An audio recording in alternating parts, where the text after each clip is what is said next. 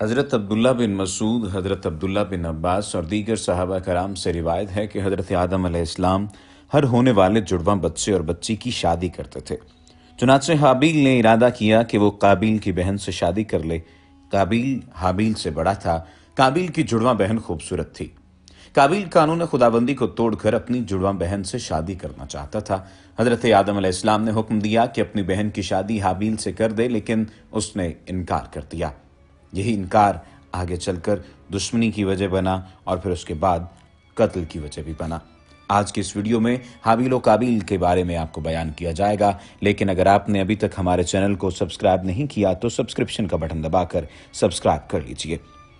قرآن مجید میں ارشاد باری تعالیٰ ہے، سورۃ المائدہ کی آیت نمبر 27 تا 31 کا یہ ترجمہ ہے، اور انہیں پڑھ کر سنائیے، انہیں آدم کے دونوں بیٹوں کی صحیح خبر دیں۔ جب دونوں نے ایک قربانی پیش کی تو ایک کی قبول ہوئی اور دوسرے کی قبول نہ ہوئی۔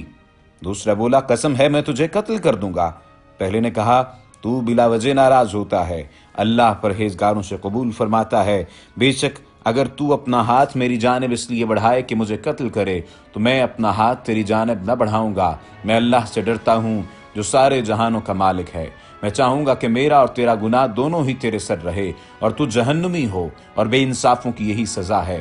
پس اس کے نفس نے اسے اپنے بھائی کے قتل پر آمادہ کیا اور اس نے قتل کر دیا۔ پس وہ ہوا نقصان اٹھانے والوں میں سے۔ اللہ نے ایک کوا بھیجا جس نے زمین کو کھود کر دکھایا تاکہ وہ بھائی کی لاش کو دفنائے۔ بولا، کیا خرابی ہے کہ میں اس کوے جیسا نہ ہو سکا کہ اپنے بھائی کی لاش کو چھپاتا۔ وہ ہو گیا سخت پچھتانے والا۔ حضرت عبداللہ بن مسعود کی روایت کے بارے میں آپ کو پہلے بھی ذکر کیا جا چکا ہے۔ حضرت عبداللہ بن مسعود نے جیسا کہ پہلے بیان فرمایا کہ حضرت آدم علیہ السلام نے حکم دیا کہ اپنی بہن کی شادی حابیل سے کر دے، لیکن اس نے انکار کر دیا۔ حضرت آدم علیہ السلام نے دونوں کو قربانی کا حکم دیا۔ حضرت آدم علیہ السلام مکہ مکرمہ حج کرنے گئے تو آسمانوں سے کہہ گئے کہ وہ ان کے بیٹوں کی حفاظت کریں، لیکن انہوں نے انکار کر دیا۔ حضرت آدم علیہ السلام نے زمین اور پہاڑوں سے کہا، لیکن انہوں نے بھی اس ذمہ داری سے انکار کر دیا۔ قابیل نے اس ذمہ داری کو قبول کر لیا۔ جب حضرت آدم علیہ السلام حج کے لیے چلے گئے تو دونوں نے قربانی کی۔ حابیل چونکہ بکریاں چراتا تھا اس لیے اس نے موٹا تازہ بکرا ذبح کیا، جبکہ قابیل جو کھیتی باڑی کرتا تھا اس نے بیکار فصل کا گٹھا بطور قربانی پیش کیا۔ اس دوران آسمان سے آگ اتری اور اس نے حابیل کی قربانی کو کھا لیا۔ قابیل کی قربانی ویسے ہی پڑی رہی، جس پر وہ سخت ناراض ہوا اور کہنے لگا کہ میں تم کو قتل کر دوں گا تاکہ تم میری بہن سے شادی نہ کر سکو۔ حابیل نے قابیل سے کہا کہ اللہ عزوجل اس کی قربانی قبول کرتا ہے جو پرہیزگار ہوتا ہے۔ حضرت ابن عباس رضی اللہ تعالیٰ عنہما سے یہ روایت اور بھی مختلف طریقوں سے ملتی ہے۔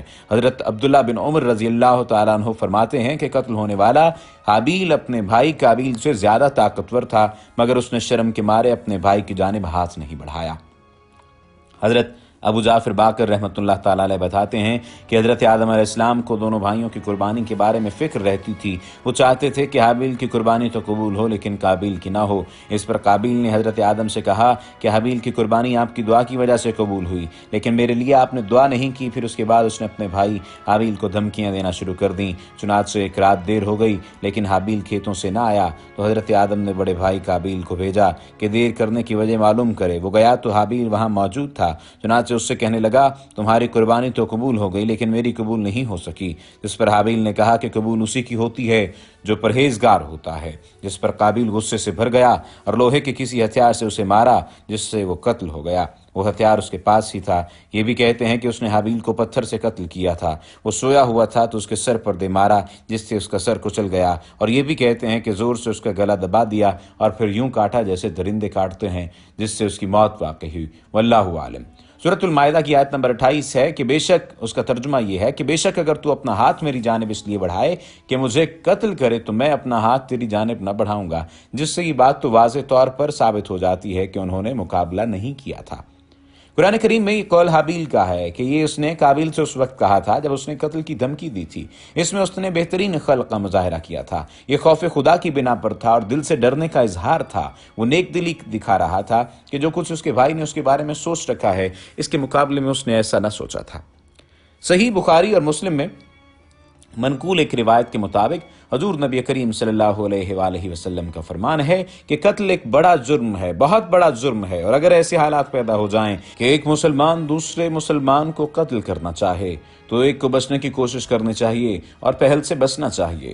حضور نبی کریم صلی اللہ علیہ وآلہ وسلم کا فرمان ہے کہ جب دو مسلمان تلواریں سونت کر آمنے سامنے آ جاتے ہیں تو قاتل اور مقتول دونوں جہنم کا ایندھن بن جاتے ہیں۔ صحابہ کرام نے عرض کی، یا رسول اللہ صلی اللہ علیہ وآلہ وسلم، قاتل تو جہنمی ہوا مگر مقتول کیوں کر جہنمی ٹھہرا؟ حضور نبی کریم صلی اللہ علیہ وآلہ وسلم نے فرمایا، ایسا اس لیے ہے کہ وہ بھی اپنے بھائی کے قتل کے در پہ تھا۔ قرآن مجید میں فرمان باری تعالیٰ ہے، سورۃ المائدہ کی آیت نمبر 29 ہے کہ میں چاہوں گا کہ میرا اور تیرا گناہ دونوں ہی تیرے سر رہے اور تو جہنمی ہو، اور بے انصافوں کی یہی سزا ہے۔ حابیل کا یہ کہنے کا مقصد یہ تھا کہ میں تیرے قتل کا ارادہ ملتوی کر رہا ہوں، اگرچہ میں تجھ سے زیادہ طاقتور ہوں، کیونکہ میں اس بات کا ارادہ کر چکا ہوں کہ میرے قتل کا اور اپنے پہلے گناہوں کا بوجھ تیرے ہی سر رہے۔ حضرت ابن جریر، مجاہد، صدی اور دیگر ائمہ دین کا قول ہے کہ اس کا ہرگز مقصد یہ نہیں کہ مقتول کے زندگی بھر کے گناہ قاتل کے کھاتے میں لکھ دیے جاتے ہیں، جیسا کہ کچھ لوگوں کا بیان ہے۔ بعض ناواقف لوگ یہ سمجھتے ہیں کہ قاتل کے ذمہ مقتول کے تمام گناہ لکھ دیے جاتے ہیں، اور اس کی کچھ حقیقت نہیں ہے۔ بعض لوگوں کی رائے ہے کہ بروز محشر مقتول قاتل سے مطالبہ کرے گا اور قاتل کی زندگی بھر کی نیکیاں بھی اس ظلم کا بدلہ نہ دے سکیں گے۔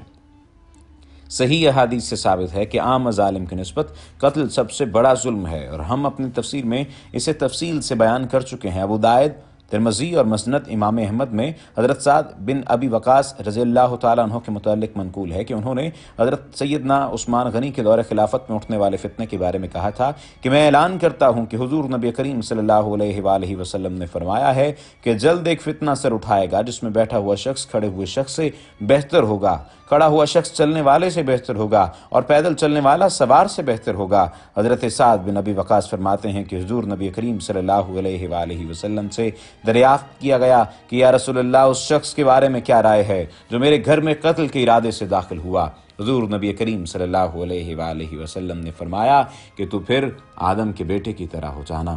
حضرت حذیفہ بن الیمان سے مروی ہے کہ حضور نبی کریم صلی اللہ علیہ وآلہ وسلم نے فرمایا کہ تم حضرت آدم کے نیک بیٹے کی طرح ہو جانا۔ امام مسلم اور امام نسائی کے علاوہ دیگر اصحاب سنن نے حضرت ابو ذر غفاری سے بھی اسی قسم کے الفاظ منقول کیے ہیں۔ مسند امام احمد میں حضرت عبداللہ بن مسعود سے مروی ہے کہ حضور نبی کریم صلی اللہ علیہ وآلہ وسلم نے فرمایا کہ جب بھی کوئی شخص ظلماً قتل ہوتا ہے تو اس کا سارا گناہ حضرت آدم کے بیٹے قابیل کے ذمہ ہوتا ہے، کیونکہ قتل کی بنیاد سب سے پہلے اسی نے ڈالی ہے۔ حضرت عبداللہ بن عمرو بن العاص سے روایت ہے کہ دمشق کے شمال میں قاسیون نامی ایک جنگل ہے جسے خونی جنگل بھی کہا جاتا ہے۔ اس جنگل میں قابیل نے اپنے بھائی حابیل کو قتل کیا تھا۔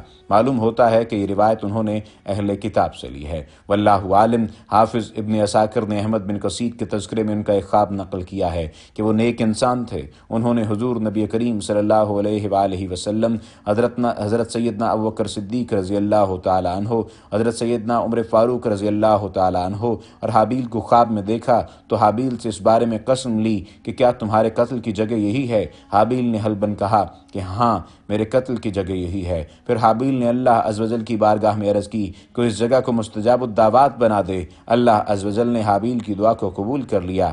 حضور نبی کریم صلی اللہ علیہ وآلہ وسلم نے اس کی تصدیق فرمائی۔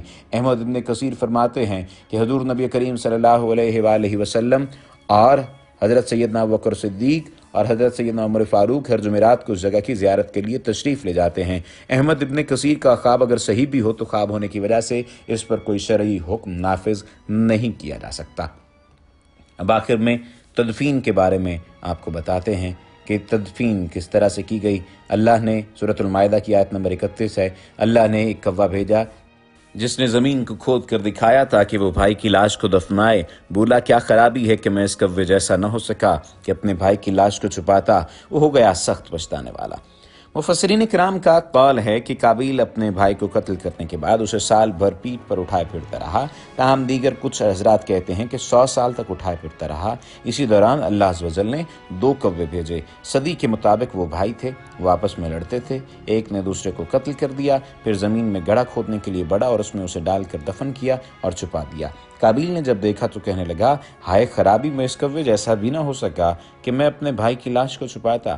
وہ رقین لکھتے ہیں کہ حضرت آدم علیہ السلام نے اپنے بیٹے کی وفات کو اس سخت صدمہ لیا۔ انہوں نے اس کی یاد میں شعر بھی کہے جنہیں ابن جریر رحمۃ اللہ تعالیٰ علیہ نے منقول کیا ہے کہ شہر بدل گئے اور اس میں رہنے والے بھی بدل گئے، پوری زمین بری طرح غبار آلود ہو گئی، ہر شے کا ذائقہ تبدیل ہو گیا، رنگ بدل گئے اور خوبرو چہروں کی رونق ختم ہو گئی۔ اے حابیل کے باپ، قاتل یا مقتول دونوں ہی جو زندہ ہیں، اور جو بچ گیا وہ ایسا ہے جیسے ذبح کیا ہوا مردہ۔ زندہ بچ جانے والے نے ایسی شرارت کی ہے کہ وہ خود ڈرتا پھر رہا ہے اور چیخیں مار رہا ہے۔